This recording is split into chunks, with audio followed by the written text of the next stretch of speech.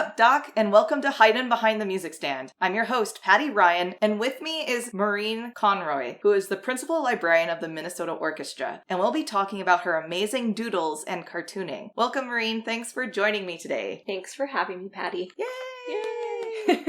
So, I obviously met you because I applied to be an assistant librarian at the Minnesota Orchestra when I first moved here, and you so graciously hired me, and you've just been such a wonderful, boss? Like, what do I don't know, I almost feel weird calling you that, but it's like, I feel very included. Being part of the Minnesota Orchestra Library is such a tight-knit family, and I feel like it's because of you and also the people that you've hired along the way, like Isamura, past guest, and you just make the environment so welcoming. Aw, so thanks, thank Patty. you. That makes me feel really good. I have to tell you though, like, your resume kicked everyone else. Like, the HR person at the time, when she brought that up, she was like, "This is the person who you guys should hire." Like, oh wow!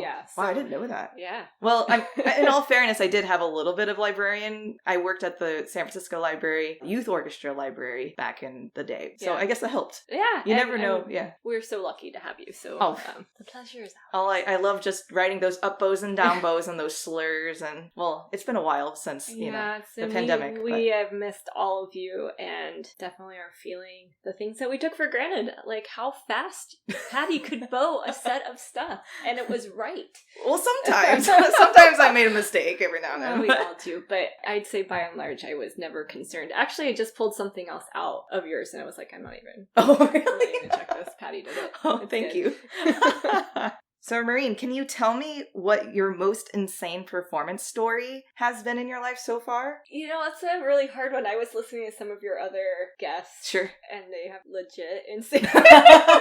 Because I think the biggest goal of the librarian is to have nobody know we exist. Like, put the fire out before people know there's a fire. Yeah, and most of the fires maybe would happen in rehearsal. But one time in Utah, I worked for the Utah Symphony before I came here, and we were doing a Beethoven festival, so there were a lot of Beethoven symphonies, and we were using the Barenreiters, and all the scores are the same color. Mm-hmm. And the conductor just handed me the score, and we were chatting and laughing, and I just didn't even look at it, and I went down and I put it out, and somebody else, either Principal Viola, said something to me, so I didn't even look. I just opened it up and walked back out, and the concertmaster stood up to tune the orchestra, and he looked down and then looked over to the wings and was like, uh-oh. And it was, sorry, I'm pointing like you guys can see me. He pointed to the music director stand and looked to the wings and was like, "This isn't the right one." Yeah. And so luckily the music director's office was only up a flight of stairs. Sure. But you just shoot straight up. So I ran as fast as I could, grabbed the right one, and walked out, and the audience started clapping, because that's what they're trained to do. Yeah. And I replaced the score, and I actually did. That was my first solo curtsy? bow. Oh, okay. Yeah, I did a little curtsy, and I went back off stage. And it was the music director, Thierry Fisher of Utah, and he was like, "Bravo." I was like, "Thanks. Don't ever do that again." But as you say, mistakes sometimes happen, and that's one that's really easy to mistake as well, because it's all the same font, the same color, it's the same composer, I'll never do it again. Okay. And there's stories like that where people accidentally put scores upside down. Sure. Or, just open to the wrong page or something like that. So, it's not something I ever want to do again. Right. That way. Right. And you shall not. I shall not, yes. No. That is another side of, I suppose, the performer in the librarian, especially right before the concert, is making sure everything is in order. And that's the entire orchestra's music and, of course, the conductor's scores. And you just never know who's going to take something and forget it at home. It's one of those things where it almost feels like a performance, because you have to be kind of ready, as I said earlier, to put out fires, any potential fires. Yeah, that's true. And luckily, my colleagues are very responsible and, by and large, don't show up without their parts. But every now and again, I have to make that sprint up the two. Now it's even more flights of stairs. Right, yeah. To the Minnesota Orchestra Library. But I didn't know. Light cardio is never going to hurt anyone. Yeah, that was my interval training for the day. Right, exactly. Okay, shall we talk about your child and pets? Sure. How's Florence doing? Florence is doing great. She is doing a Spanish camp this week. It's mornings. I just signed her up for stuff so she can interact with some other kids because there was so much time in the pandemic of her just staring at me and being like, I want a kid to play with. And we got really, really sad. But we've bounced back. Kids are so resilient. Yeah. Which I am very thankful for. And she's been learning the piano. Yay! I heard Ari is her teacher. Ari is her teacher. That's amazing. Yeah, and she's doing great. And she really listens to Ari. And I have to sometimes, when I sit down to practice with her, have to remind her, would you do this for Miss Ari? But she's doing really, and she's enthusiastic. It's funny when she hears the piano and like the things she listens to. She loves Taylor Swift. And she also, the Frozen soundtrack has a lot of piano in it. And she's like, I want to play piano like that. Yeah. We've also been playing her I'm going to say his name wrong, Vikingur Olafsson. He is Icelandic piano player, and he did a Bach CD, and it's really incredible piano playing. But you look him up. He's good, and she likes hearing that. She's grown 5 inches since the pandemic started, and it's just... Wow. Yeah. That's a lot. Yeah, it's a lot. Is it weird? Sorry, how old is she now? She's 5. She'll be 6 in October. Wow. Has it been rewarding to watch her grow, or what does it feel like? In the moment, it can be really hard because I am still trying to work and focus, but I'm also grateful for the change in the relationship because we're closer now. Yeah. Because my husband was a stay-at-home person. Yeah. And then it kind of switched a little bit. Sure. And she's super attached, which is awesome and not awesome at the same time. Mostly awesome. Yeah. And she's just a really great kid. Yeah. She's very sweet. What about Shasti and Elmira? Elmira came first. She's a cat. We were living in a loft in Detroit, and that was our best option, I think. And we were both super busy all the time, so a dog wouldn't have been okay. And we got her, she was probably far too young. It's actually kind of a sad story. So Kit, my husband, used to work for the youth orchestra and education department in Detroit for Detroit Symphony. And one of his students, the mom, said their cat had kittens, and we want one, and we're like, yeah, that'd be great. So we came and we chose a kitten. We were gonna name her Zarathustra. Oh, cool. Because we're nerds.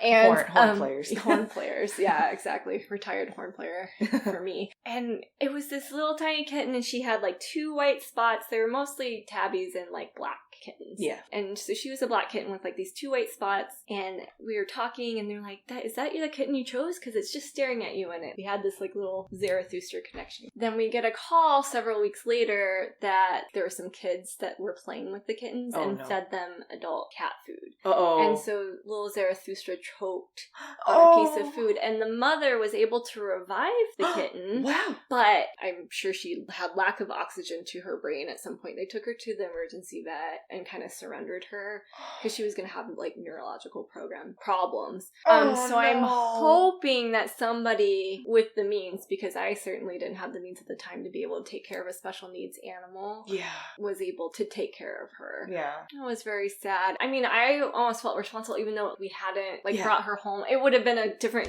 kind of conversation, I think. So instead of that kitten, we ended up with a litter mate of hers, which was Elmira.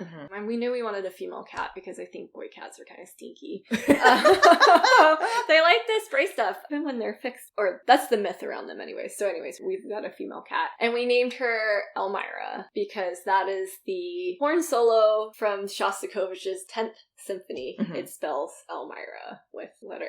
I don't know the story, so yeah. La, and he kind of uses like the different and me, like the E, flat, and then Ray. A. So it's like bum, bum, bum, bum, bum. I see. Which, and again, it's like Shostakovich was obsessed with one of his students. It's not a great story, but welcome to Maureen Conroy is going to bum you out. No, not at all. I was saying welcome to composers with weird fetishes for their students. Yeah, I know. Well, I think at least the story behind her, she was like, no. Yeah, at least she cut it off. Yeah. So we have Elmira. Shasti, obviously we like Shostakovich, and we thought it would be kind of funny if there was this cat named Elmira who would bopped Shasti on the nose because that's what he would deserve. Right. And we got Shasti once we had moved to Utah. We got him from a pound, and I think he was like 9 months old when we got him. Oh, okay. He's just a good dog. What kind of dog? He is a lab pointer mix. Oh, wow. Okay. Yeah, so he's about 50 pounds. It's like a good sized dog. He's a good size, yeah. He's a medium large or large. Sure. Yeah. And he is nonstop energy, or was, and once upon a time when I would train for half marathons, he would run with me all the training runs, like do 12 miles, like have no trouble with it. Yeah. Our theory was that he was going to go out in a blaze of glory sometime, like just run off the edge of a mountain or do something like we're hiking. He just has like this crazy energy about him. Sure. But as he's gotten older, he's super mellow. He's a very sweet dog. Yeah. He's a little scared of strangers. That's kind of one downside. Well, and it's what you get when you kind of don't know how they were socialized when they were puppies, which he was old for as far as like kind of changing that. Yeah. But he's a great dog, and the cat I think would totally be into him. He is not into the cat. He doesn't chase her or anything. He just is like, she's gonna eat my food. I know it. Yeah, well, give them little pets for me and tell Florence I say hi again. Yeah. Are you ready for the Spitfire questions? Yeah. No. Yes. Okay, Mahler or Bruckner? Mahler. Debussy or Ravel?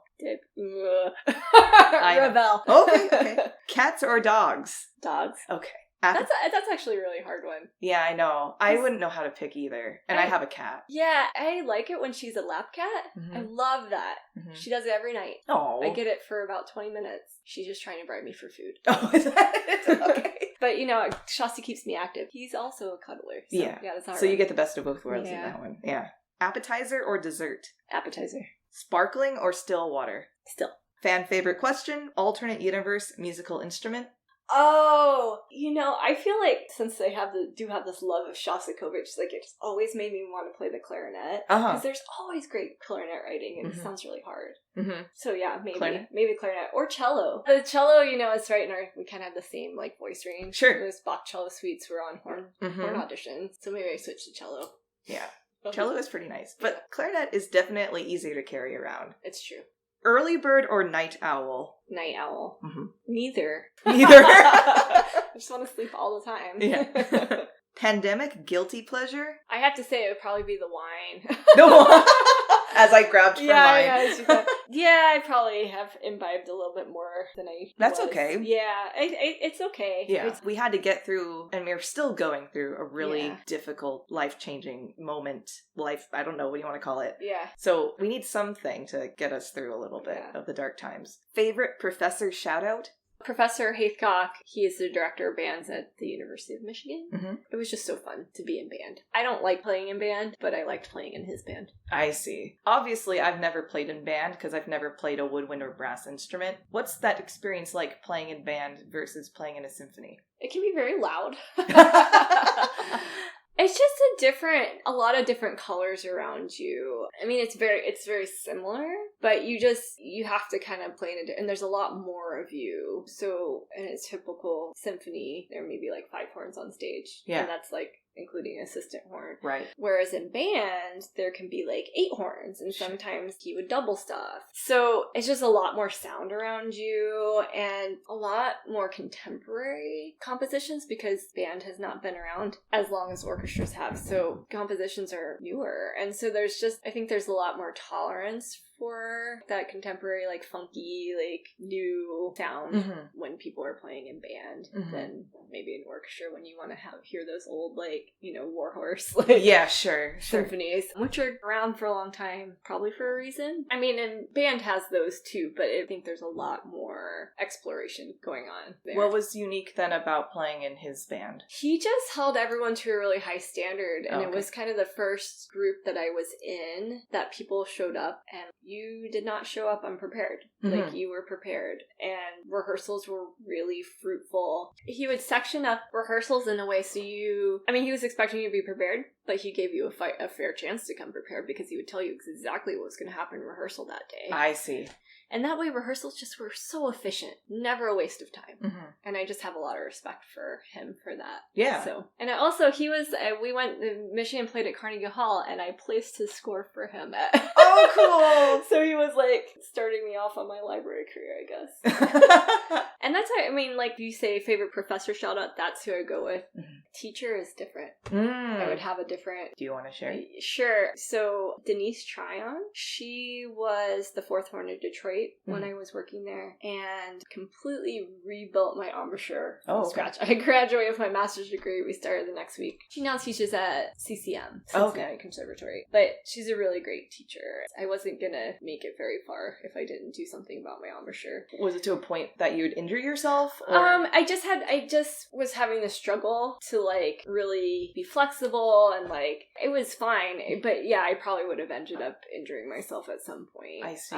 Gosh, it's been so long I couldn't even really tell you like why why it happened. It just needed to happen. Yeah, just more flexibility in your range kind of thing. Yeah, and just being able to like, I was like really pinched off when I was trying to play high and and she was so generous with her time. She worked with me almost daily and only charged me for one lesson a week. Wow. And then like we did some exchange, like I would scan stuff for her. I would like do some filing for her. Yeah. But like wonderful human. A wonderful human, and was really, really trying to help me get there as a professional horn player. I just didn't have audition chops. I mean, it's not for everyone. Yeah, and I was and you're doing fine. Yeah. Yeah. The plan, you know, it worked out somehow. 2.1 was fine. Right. It's good. It's great, yeah. Actually. It's probably more suited to it. Sure. At the time, I was really, I mean, that's what you have your degrees in. You're like, what am I doing if I'm not doing this? Right, like, right. I'm sure a lot of people feel that. Yeah. Especially in the pandemic, right? Yeah.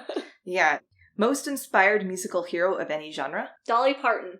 Oh, exciting. Okay. I recently got into her. She just is an incredible musician, songwriter, like, and just a lovely human being.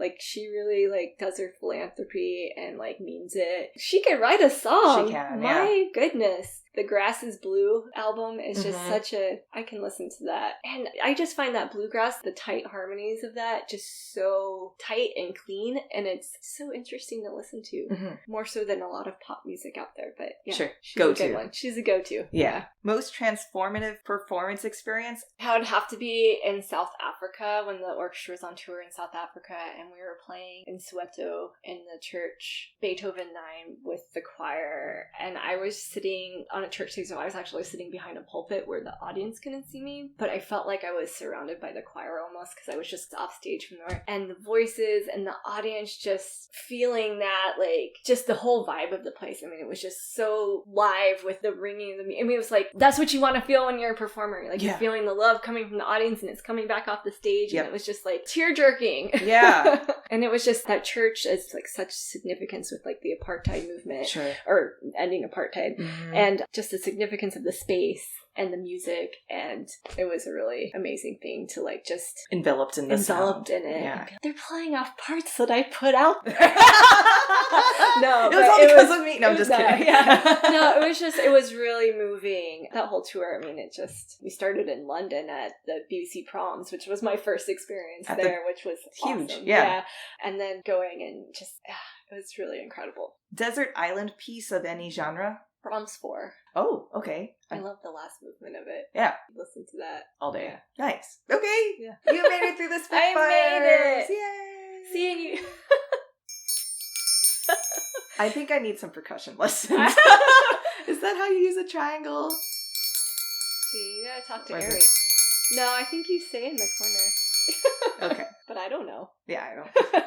Maureen, can you walk me through your musical origin story? How did you discover the French horn? And then when did you decide to become a musician of any sort? walk me through your education and then the turning point of when you decided to go down the librarian route. And where are you today? Well, we all know Minnesota Orchestra, but... Yeah. So, my mom used to just turn on classical music all the time. Mm-hmm. So, we were constantly hearing it. Mm-hmm. And I used to pretend like I was playing the violin as a little kid. Like, air violin, instead of air guitar. Now, that's not to say, my mom also vacuumed to, like, AC/DC, right? So, we had a very well-rounded thing, but so she badass. did, she's a pretty awesome lady. Yeah. So, we lived in North Carolina and we were moving to California, and I was so mad because I was just at the, like, total wrong age. I was going into 8th grade. Uh-huh. To try and, like, get me excited to go, she played LA Woman by the Doors, like, on a loop. Like, it was just, like, and she's just, like, standing there, LA Woman, like, rocking out, and I was like, no! I want to stay here! Which, gosh, I'm lucky. I mean, North Carolina is beautiful, but like just the LA is the nice. Opportunities I had in California were a different, especially for music. So when I was going into 7th grade as a 6th grader, they gave us like whoever wants to be in band has to like go take this test, and so we had this like multiple choice sheet, and then they would play sounds so, like, is this one lower or higher? They just wanted to see if like you had any kind of tone, ear, or like you flipped it over, and on the back it was like, which instrument would you like to play? And it was like a picture of all the instruments, and I saw the horn and I was like, that looks really cool, and so I just circled that because I was like, okay. They didn't have a demonstration, it was just photos? Okay. And they were like black and white drawings like that you would see in like a coloring book or something. Sure. And so I went home and I told my mom, I was like, I chose the horn because I just thought it looked really cool, and she got really excited. She was like, oh yeah, French horn is cool. I was like, okay. I mean, it is, yeah. Yeah, and so luckily the 7th grade band director was a horn player. Okay. Because it's just such a difficult instrument to start with. Yeah. Just because the notes are so close together. And isn't it also the mouthpiece is also the smallest? Isn't that part of the... trumpet, I guess, is smaller than... Well, trumpet, it has a fatter... mouthpieces. So trumpets are more cup shape, and like horns are a funnel. Yeah, kind of like a funnel or cone shaped, and like the rim is a little thinner, and a lot thinner than like a trumpet, and a trumpet is a little more shallow, and it's just the length too of the instrument, sure. Right? So you have to blow more air into it. Yeah, and it makes the overtone series like closer together in some ways, and there's only 4 keys, so you can like any number of like fingerings can give you like 60 notes. It feels like. And so a lot of times I'll have young kids start on like just an F horn, because what you're used to seeing is double or triple horns on it, right? So it's a B flat and an F horn, and sometimes they have a high B flat or high F side if somebody's playing a triple horn. Okay. Anywho, so I got lucky that I had a good bass foundation, and I just really liked it. I just had a lot of fun doing it and played through high school. My parents got a teacher for me when we moved to California who played in movie studios. Like he was a studio guy. And took me along one time. Oh, cool. And that was cool. And I was like, I could never do this. Because those musicians can just lay down. Oh, I know. And it's just go fast and there's no mistakes. And they just... Yeah. And it was for the movie Big Daddy. Do you remember that Adam Sandler movie? Where he adopts a kid. Oh, yeah! Oh my god, I haven't thought about... Okay, yeah. You pulled some knowledge out of my brain from like tucked back in the archives back there, yeah. Yeah. I remember telling my dad that I was going to be a horn player in the New York Philharmonic at some point. And my dad being like, I just don't see myself being serenaded by a horn in my old age. Which I was like, you can play near, they're loud. Or maybe it was just like hearing me go, sorry. But I can't imagine. Yeah. And then I got a scholarship to go to University of California, Santa Barbara, which is a pretty small school for music. UCSB, yeah. It's a beautiful campus, though. It is. Gosh, you're like right near the beach, too. Yeah, maybe that has something to do with why I don't play the horn professionally. And then I went to University of Michigan for grad school, and that was a huge wake-up call from Santa Barbara, because I was like, Santa Barbara, I got to play a concerto with the wind band. I played the Strauss first horn concerto for wind band, and I got to do all this cool stuff, and then I got to Michigan, and I did not make it into the top orchestra. Okay. I barely made it into the Professor Haythcock, he's the top band. Yeah. Like, I got my butt kicked by a bunch of undergrads. Like, it was like, okay. Like, and I had done done some music festivals, so I was aware that I was like still trying to build up those skills, but then I was like, oh, okay. And while I was at Michigan, I did not get a scholarship, but I did get work study. So I worked in the ensembles library, and I was like, oh, what's this about? And I was like, wow, like most people, I had no idea like this was part of what's going on. So I really worked there a lot, as many hours as I could. And then in between my first year and second year of my master's degree, I contacted the Detroit Symphony Library and asked if they wanted an intern. Sure. And they said, sure, we've never had one before, but like, sure. And like the first part of it entailed me moving their sets, anything that they could have music tied up and wrapped in, they did, into nice archival boxes. And I would come home just filthy dirty. And they were just, you remember those old like black paper folders? Yes. Yeah, and your hands would be black after like just... Yes. Yeah, it was that kind of paper, you know? It's like, and some of it had like dead bugs, you know, from stuff like when they were playing outdoors. Yes. Oh my gosh, the number of little like bug guts that you see. Yeah. Certain pieces of music. Yeah. In Detroit, it's like the mayflies, right? Because they would play at one of the Ford houses outside, and it was like mayfly season. They would just be dripping from the stands. So I was like, okay, like this is a different thing. And as soon as I got my degree, and that's how I met Denise, or the horn players, and kind of got hooked up with that scene. And I was like, okay, like this would be good. And I was doing every like not great gig. Like I was in the Dearborn Symphony. We called it the Dearborn Philharmoniker. Okay.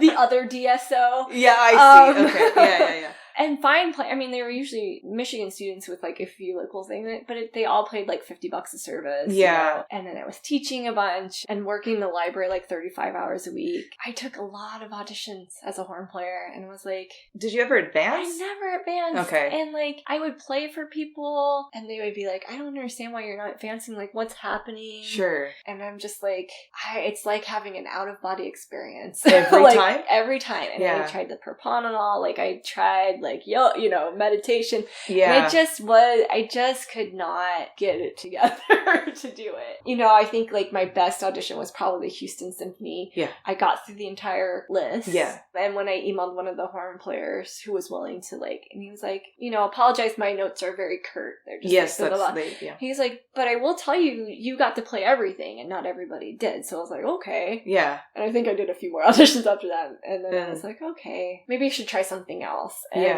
I started taking library auditions, and I worked at the Aspen Music Festival as a librarian, and my first real library audition was for the New York Phil, and it was not good. Can I interrupt for a second? Yeah. And can you describe what it looks like to even go into a librarian audition? Yes. So you send in your resume, but you also are sending in some sort of project. Okay, so for the New York Phil, it was like, do we want to see your computer manuscript and then your hand manuscript? I see. So I did the first page of Don Juan. Okay. The first violin. And on computer. Just the first part of it on computer, and then I did the rest. I did one whole page. Yeah. Like half computer, half hand manuscript. Got it. And my goal is to make it hard to tell the difference. I think I did a pretty good job on it. I'm sure you did. Your penmanship is amazing. It's kind of gone downhill lately, but at one point it was really good. I still have it somewhere because I'm very proud of it. So that's what they have me send. And then you like go and show up at the place and you have to take a test. And usually that test is like musical terms in different languages. And what is the nickname, or what symphony has the nickname of this? So like the Little Russian, like which Tchaikovsky symphony is that? And then like 2? I thought so. Okay. I was like, wait. Is it 2? No, because 1 is Winter Dreams, I think. Yeah, okay. Okay. Which is actually a Little Russian, I guess, is an offensive name or something like that, because it was like Ukrainian themes.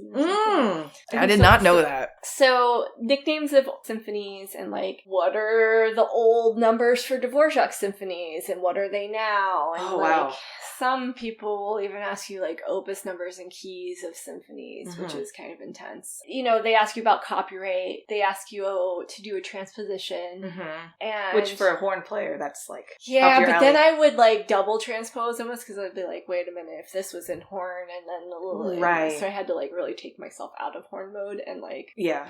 They ask you about like what publishers, like if we were to ask you who are Stravinsky's publishers, you know, that sort of thing. So you list all that stuff out. So it's almost like a trivia test. That is like the first round, and then the second round is like more interviewee type stuff. Although in New York it was kind of spitfire questions, like not as hard as mine, right? I mean, no! Sorry, I meant to say that the opposite. Not as easy as mine. Yeah, right. I mean, it was this like panel of the audition committee with the principal librarian sitting in the middle and just saying, who composed this piece? He's like, you probably know it by a different name. And I was like, I don't know. Oh, wow! You know, because like, I think it was the Rakotsky March. He asked about something like that. Oh, okay. And I just remember walking out of there just being like, I was so unprepared. Like, I feel so embarrassed. Like, and I'm sure his name is Larry Tarlow, probably has no memory of this, other than they hired a really great person who still works there. Yeah. It really prepared me for the next time. I still have them, like a stack of 3x5 cards that are like anything weird that's happened and what weird instrumentation and piece and like. Yeah. I think the instrumentation part would be the trickiest thing to remember. Well, sometimes, they will ask you like, what pieces call for triangle in this? Well, what pieces call?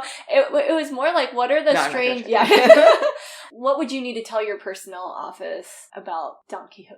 Right. Or something. Right. Like, okay, well, there's solo cello, viola, there's a wind machine, you know, things like that. Like, okay. Or like pieces that have like tenor tuba or like Mahlers that have like a guitar in it. Like, right. You know, like these weird instruments that they would have to hire extras for. Right. And it's just such a different, like, I kind of started taking auditions before, I mean, now we all have databases that we all have access to, and like everything's online, and like, not that I'm that old, but like, I feel like I was kind of like on the cusp of like where that was kind of coming, shifting. and we don't need to have this stuff at the tip of our fingers so much anymore. Yeah.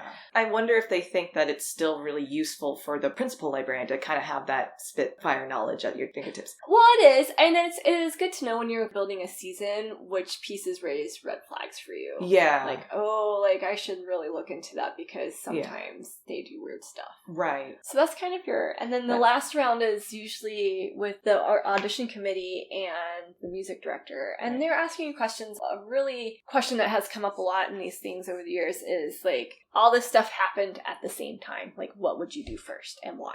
Oh, okay. And so you're just kind of an order of operations, right? Like, okay, well, I would have to do this because rehearsal's about to start, and I would tell this person that they need to wait because they don't need their practice parts for next week, you know? And like, so you just, it's kind of going down, and like, they really want to know your personality, and so they're asking like that kind of question to see how you would deal. I mean, because we have to be such negotiators. Yeah, and just be able to kind of like parse a lot of egos. Yeah. Not good or bad. It's just there's a lot of really important people that need the library at once. Yeah. Exactly. And you just need to be able to know when to talk to people and when to leave them alone. And sometimes I'm not good at that, but I think I've gotten better over the years. The thing that I have a hard time remembering sometimes is it's okay to ask the questions that you need to like do it and to do your job. And it's not a stupid question. And if they act like it's a stupid question, that has nothing to do with you. That's true. I feel like that's just like life advice. Yeah. Like I just need to remember that forever.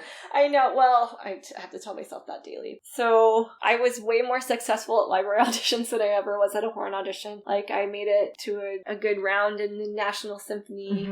Then I was in Aspen in Utah. Oh, I did really well at the Kansas City Symphony. Yeah. I made it to the finals, and because I did well, the Utah Symphony principal librarian called up their principal and was like, hey, I have a 1-year position. You just had an audition, like, who did well. Yeah. Like, your name came up. My name came up. I actually wrote a thank you note to Alina for doing that. Yeah. And since I was in Aspen, like, that's not too far from Salt Lake City.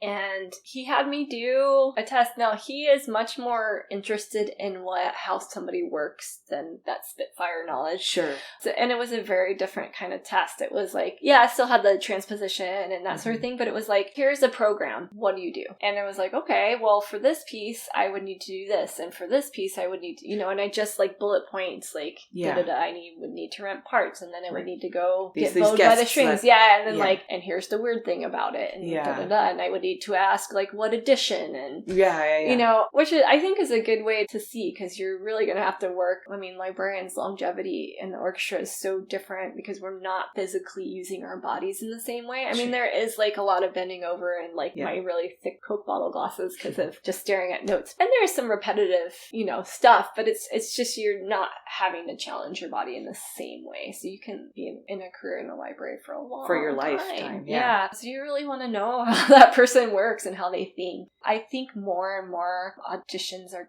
shifting that focus to that. Yeah. And I think it's like asking an excerpt, right? Like for a horn audition, for like second horn, you're always going to play that eroica thing. Doesn't matter how hard or easy. That's just like, if you can play that, we know that you've played this before. Yeah. So it's kind of like that same, if you can answer this question, we know that you've like been in an orchestra long enough that you have come across this at some point. Right. So I think the maturity of the maturity of it. Yeah, I get that. So it's not bad questions, but they're kind of are gearing towards more like, well, how does this person work and think, and how would they find the answer if they couldn't answer it? So you were at Utah for about a year. I did a 1 year, and then I got the job for reals. I had to go through a whole thing. Audition. Yeah. Clovis, who was the principal librarian, he was like, I was really nervous. Like, what if you blew it? Because he's like, I was gonna have to go with the best person. Yeah. And I was like, well, good thing I didn't blow it. Yeah, exactly.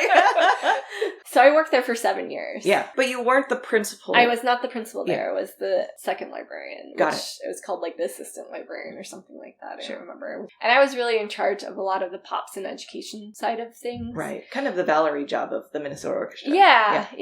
And that's just, Clovis was not interested in doing that. And he was the principal, so he could kind of delegate how he wanted. But that library, he really walked in and was like, what needs to be done today? That's what needs to be done. Yeah. And I think we worked really well together. So 7 years there, and I took a couple other auditions. National Symphony had a principal audition, which I thought it was an incredibly hard test. I was kind of mad by the end of it, because I was just like, this is nonsense, which it wasn't, but I was just mad. I mean, and that's the thing about these library auditions, like, either you know it or you don't, and you were lucky if you happen to either come across that piece or you happen to study that thing before the audition. And that one I just did not have. And usually how I prepare is like go through the entire season of an orchestra, like what I can find, everything I can find on the internet, and like, because those things that are like caused problems in the past or were weird are gonna get asked. Because they just went through it. Yeah, they just went through it, and they're like, oh yeah, remember that? Let's ask them about that. Yeah. And it was like kind of a tried and true method until that National Symphony, and I just was like, what? Yeah. Like, and then I took an audition for the Boston Symphony, and I did pretty well at, and had a trial week, and then they didn't hire anyone. So I kind of was like done. I was like, well, Utah's a beautiful place to live. Yeah. I had just had a kid. Yeah. Like, Florence. Yeah, Florence. So I was kind of over it, and then the principal job here opened up, and one of my best friends lives in Eau Claire, which is like an hour and a half from here. I took the picture of the job posting in the Union paper, and she's like, if you don't take that audition, we're not friends anymore. And I was like, well, I don't know. Like, I'm feeling really tired about taking auditions. And then really my husband, like, he was like, Maureen, I know that you are over it, but you just, how often does a principal librarian job in a major orchestra come up? Yeah. I was like, okay. And just like one more, kind of like one of those things. Just one more, last hurrah. Yeah. So I did. I took it, and here we are, and the rest is history. I don't have any instruments for that, I guess. And it was a really fair test too. Like, there was a pre-project, like I had to do some Bowings things, and then they did like an interview, and then there was like an in-library skills thing, which that's where the transposition, and they had me like make a part. Oh, I see. Yeah. Yeah. Sure. And they only gave us, I want to say an hour, maybe an hour and a half to do like these tasks. And I was like running short on time, so I'm like, I'm just gonna do a piece of everything so they know. Like, I didn't finish the transposition because I was like, I'm just gonna do a line of it so they can see that I can do it, doing, and then I'm gonna finish these other things. Yeah. So stuff like that. Yeah. And then the final round was Osmo, and I remember him asking me, if I were to ask somebody in your orchestra what they think of you, what would they say? Oh, that was a good question. I was like, well, I think she's amazing. Yeah, so prepared. I think that they would say that they can trust me and that they like me and I'm a good person, Yeah. But I don't know. Depends on who you ask. Yeah, and it's a great job. It's a great orchestra. I'm really proud to be a part of it. Yeah. Especially with what we've done over the past year and what we're going to be doing. Any little insight into the next season? You know, we're in a music director search. Mm-hmm. So a lot of guests coming through. And our AAC has really taken, that's the Artistic Advisory Committee, they've really taken up we have to get underrepresented voices on every concert. Yeah. And we have a DEI committee that's working really hard. There's some overlap between DEI committee and the AAC, which I think is helpful. Diversity and equity is D. Yeah. Mm-hmm. Yeah, okay, just to... Yeah, sorry.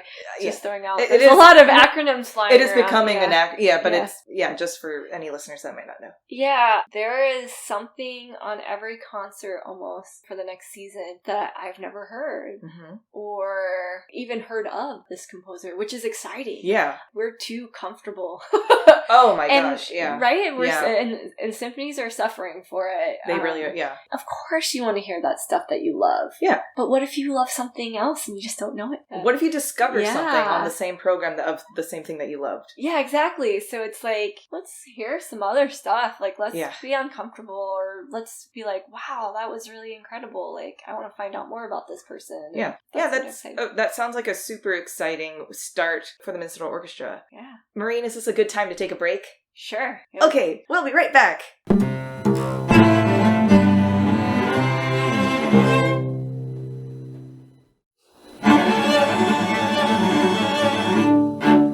Welcome back from the break. So during the pandemic, you began a journey of doing a doodle a day, and I was curious how you got into cartooning or doodling in general. Yeah, well, okay, so how did I start? I mean, like all kids, my mom was really anti-coloring book. Oh, okay. And she was like, you draw your own pictures, and then you can color them. I got coloring books, so that's Well, Florence gets coloring books. Yeah. Maybe I'm stunting her artistic growth. No, apparently. I can't draw Elsa, though, so, maybe I could, but... So she, I think, just wanted me to, draw and be creative, and my mom is a fantastic artist. I would go to my grandparents' house and just I was like, oh, this is a cool, painting of a duck on a rock. Oh, that's my mom's initials. Or here's a beautiful piece of pottery. Oh, my mom did that. Oh, here's a wood carving. So she's just very artsy. Really talented. And I always wanted to be as good as her, which I'm not. But I have more of a cartoony style. And I just, growing up, watched The Simpsons. Sure. And we Looney Tunes here. Yeah. What's Up, Doc was really appropriate. That was and you didn't even ask about that. Yeah, Looney Tunes. That's also what introduced me to Wagner with the Kill the Wabbit, right? Correct. I, like any kid, loved the Disney movies, and I would pause the movie and try and draw. Oh! I entered a draw your favorite character from Aladdin contest that Disney did, and they would I would have won a trip to Disney and saw the premiere of the movie. I did not win. Okay. But I drew Princess Jasmine, and I did I painted it. It was, I don't know what it looked like, but in my mind it looks really good. Similar. But so you'd have it on screen and look down. So it wasn't you're tracing on the TV or anything. I would pause. And then, back in the day, a VCR would only pause for a couple minutes, and then it would start playing again. Is that right? Yeah. I don't remember that. But I did grow up with VCRs. Yeah. But I didn't remember that they would play after an automated. Yeah, they probably would mess up the tape if it just stayed on or something. Oh, burned through. Okay. Yeah. Maybe. I don't know. Yeah. But it would start playing, so I'd have to rewind it and try and find that exact spot again. Wow, dedication. Yeah. So that's what got me into it. And then I would just make birthday cards for people, and they just found it to be special. So I was like, oh, this is it's an original piece, Yeah. In undergrad, I worked at the student paper. It's called The Nexus. And you could probably Google stalk that too. UCSB Nexus.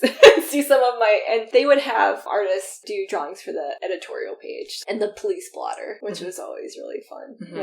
Somebody being dumb and drunk, and so you could draw silly things. Sure. I got to work, the person who was the art director when I was a junior actually has a show on Netflix that he created, and he's an amazing artist.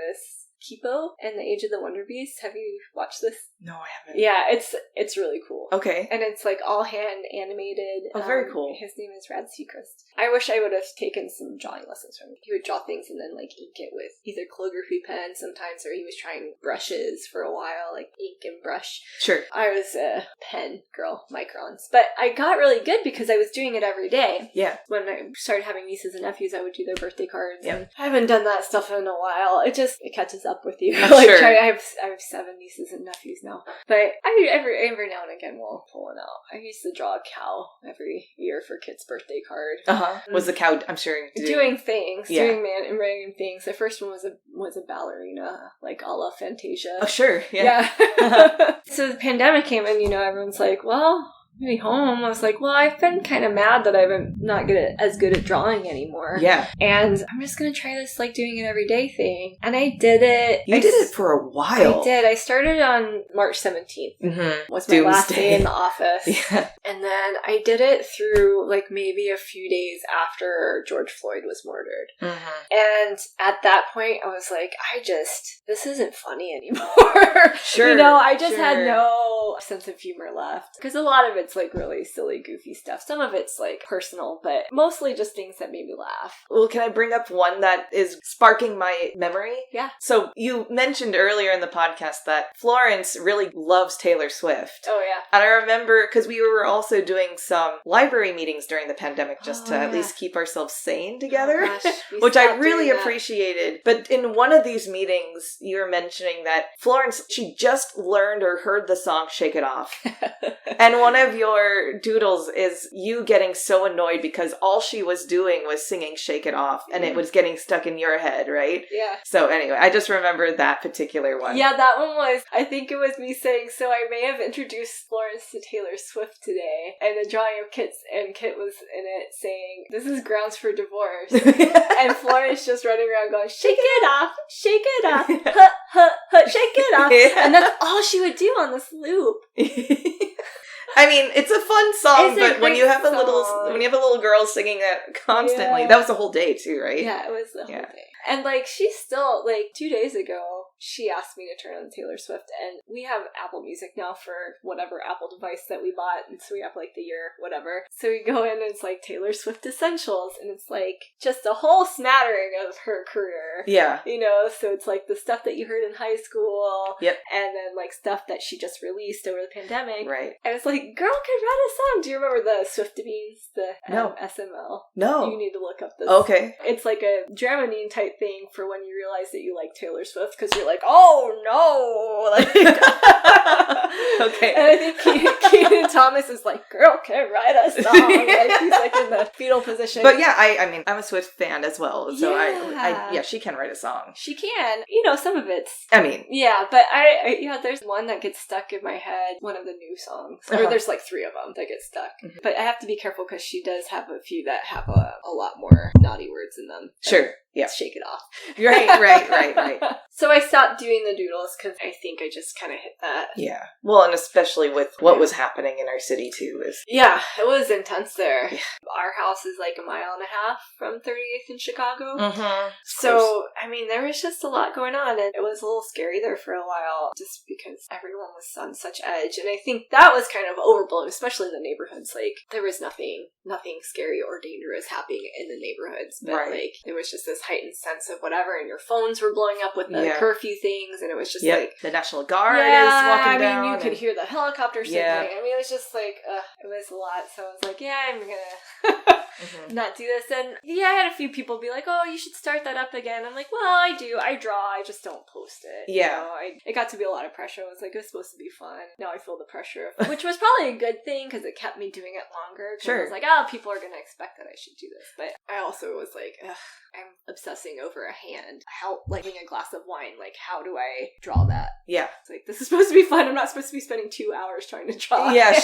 Sure. Despite your suffering, we did enjoy it. So yeah. I will say. But I mean, I understand, like, you need to put the pen down and do it on whenever the creativity comes to you rather than it being forced by or demanded by any audience that might be watching on Instagram. Well, so I have a children's book that I have had in my brain for a long time. You mean you haven't, like, written it, but it's in there? Is that what you mean? Yeah. Oh, okay. I know the story. It's about Elmira. The cat? The cat. Okay, not the person. Not the person, yeah. And I just need to draw a bunch of cats, like a billion cats. I know, look at Sushi.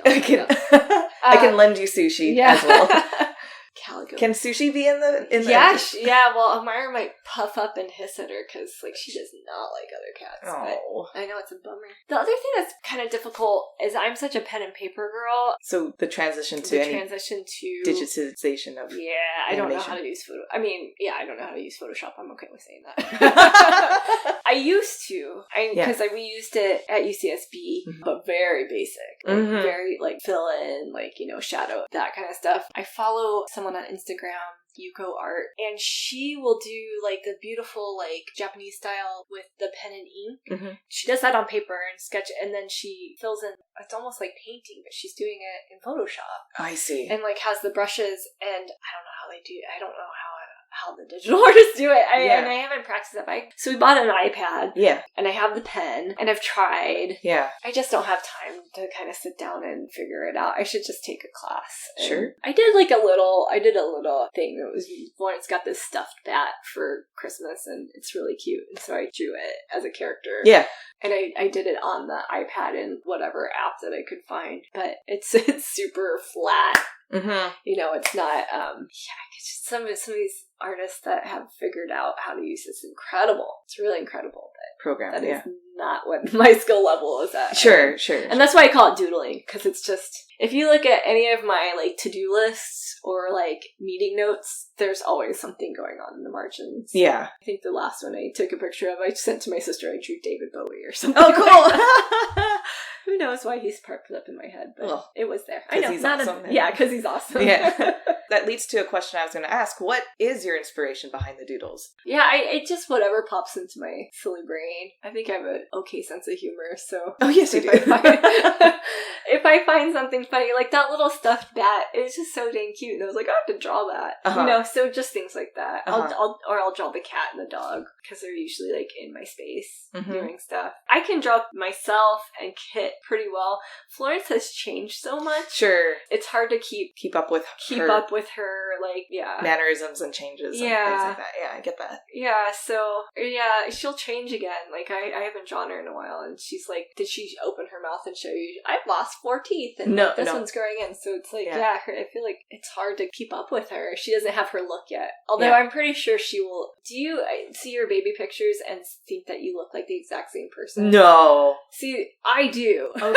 Okay. And Florence does. Kit does not. And his sister does not, but his other sister does. So it's like, I will look like this, just getting older. For like the rest of my life. And I think Florence will probably be that way too. So it shouldn't be too hard to get her. Yeah.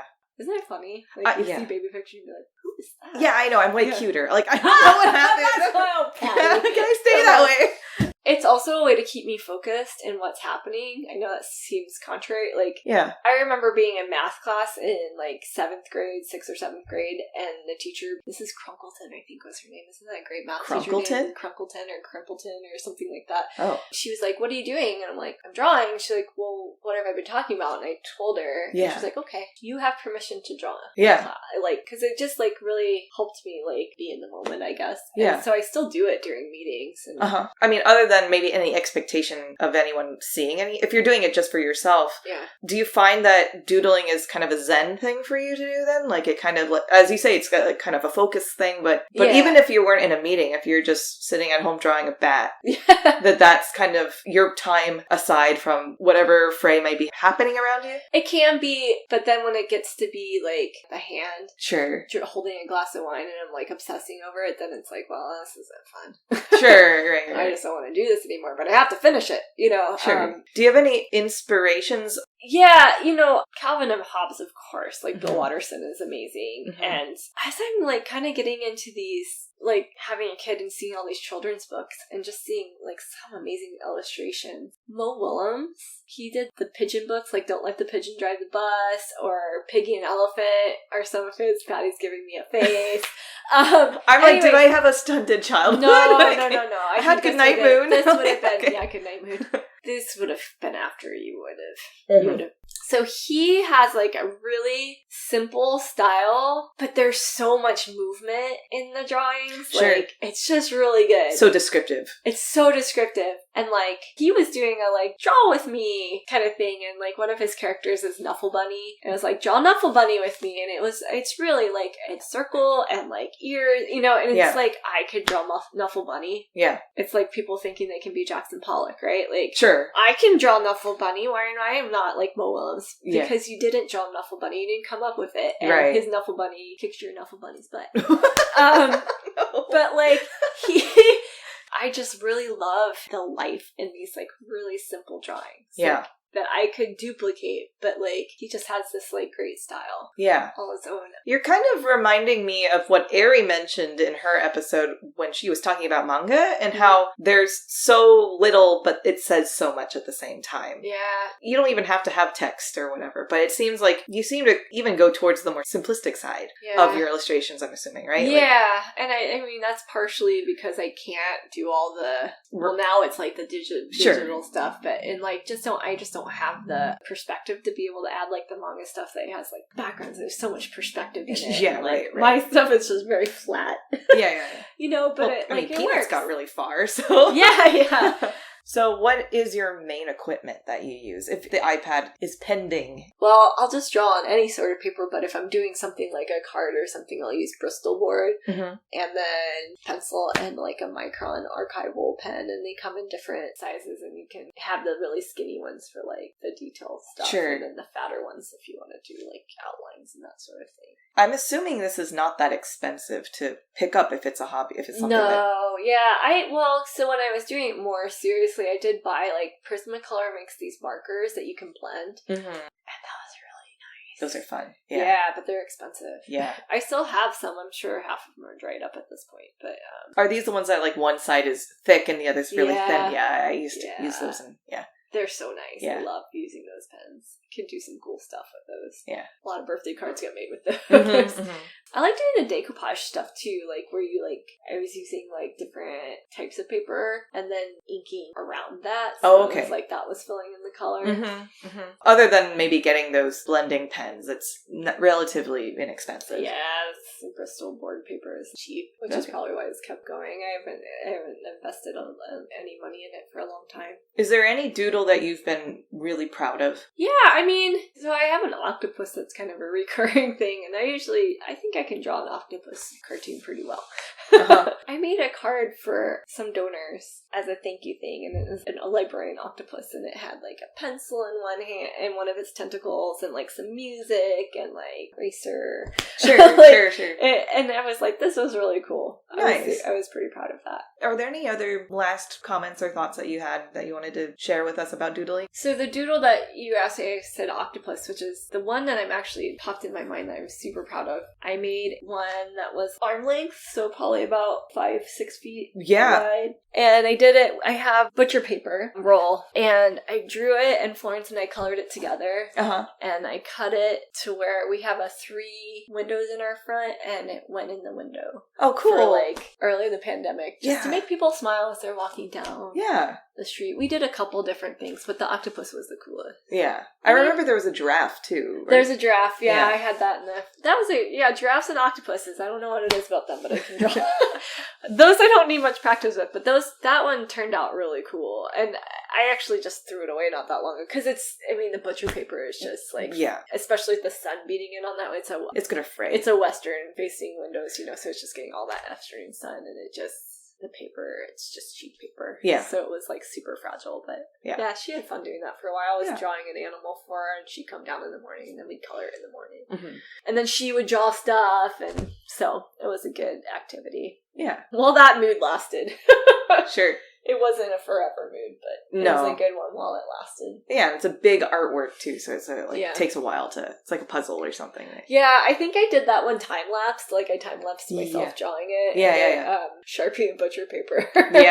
Yay, well, thanks for sharing your hidden talent, I guess. But it's always very impressive whenever you do decide to showcase some of it, so. Oh, thanks. You've got a fan over here. Oh, thank you, Patty. Can I ask you 2 final questions? Yes.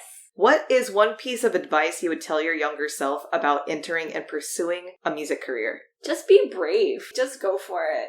It's sometimes hard to convince yourself sometimes to do these things, and you really should just do it. Because, like, the worst thing they're going to say is no. And, like, no, that's not true. The worst thing is that you're just going to feel awful afterwards. But, like, you should just do it anyways. Yeah. And don't take it so personally. That's really hard to do because it's this is your guts out on stage and you're just doing it. So just be brave, and it's just remember that you like it.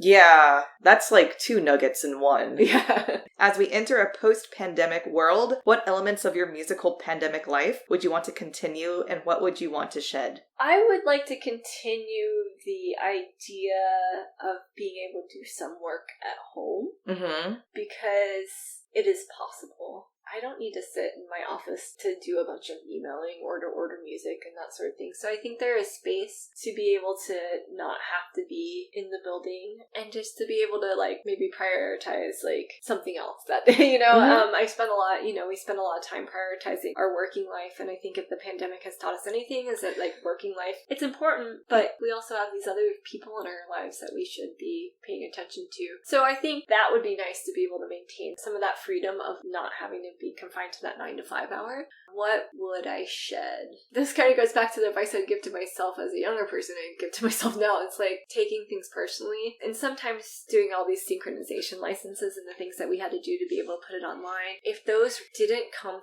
through, or we didn't get the permission, or you name it, I just felt like I was doing my job poorly. And it wasn't my fault. I can't control if they will allow us to do that. But in the moment, you could not convince me that it wasn't my fault. Sure. If I could let that part go, and I think that kind of comes with that perfectionist of being a musician thing, right? You want everything to... You want the A+ at the end of the day. Yeah, I want the high five. I want everyone to love me. Yeah, if I could let that go, I think I would be a lot less stressed out. That's going to be a work in progress. I mean, again, I feel very similar. Like, I need to work on that too. Yeah. It gets exhausting after a while. It's really exhausting. And I think we only ended up really having to pull a couple things, but it's just like, I knew how exhausted the artistic planning people were. Right. And the artistic advisory committee and, like, everyone else. And I was like, if I don't make this happen, then they have to go back to their drawing boards and, like, find something else to do. Right. But that's not all in your control either. Right, and it's not all in our control, and they know, they get that. Yeah, right. You know, but it's like when you're like, you go back and you're like, oh, we didn't get the permission for that, and you just see everyone's just like deflated. Yeah. That was hard, and so we kind of learned who it was going to be, which publishers it would be difficult to work with or find, or just because those poor people were dealing with 1,000 emails a day. Yeah, you know, seriously. Because everyone was putting stuff suddenly. Online. Yeah, and so they didn't have the infrastructure for it. So it's like you wouldn't get emails back, and it wasn't their fault. Right, you know? And right, it's just, but you feel like, you know, like you're the one. They're like, oh, they hate the Minnesota Orchestra. It's like, no, they just got like 60 other emails that day. Yeah, you know? right. Yeah, perspective in that. Perspective, yes. I would shed pandemic. You know, we all have the pigeonhole. Yeah, tunnel vision. Yeah, that's what I guess I meant to say. Tunnel vision of like, this has to happen, or everything's gonna fall apart. Right. So we just need to like that sounds give very ourselves healthy. Some space. Yeah. Back to the first thing. Let's give ourselves some space. Yeah. Maureen, are there any platforms or websites for listeners to learn more about you or any upcoming projects? Just on the Minnesota Orchestra website. It's minnesotaorchestra.org.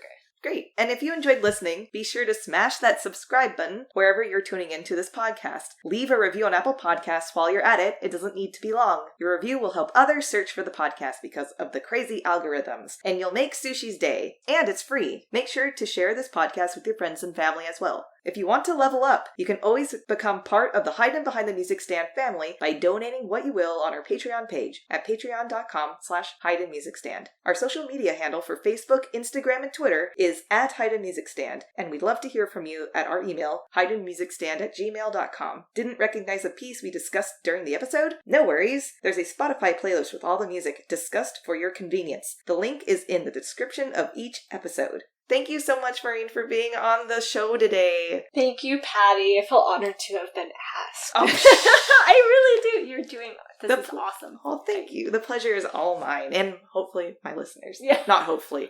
And my listeners. Like, Librarian, pass forward this one. And thanks for listening. Sushi, say bye.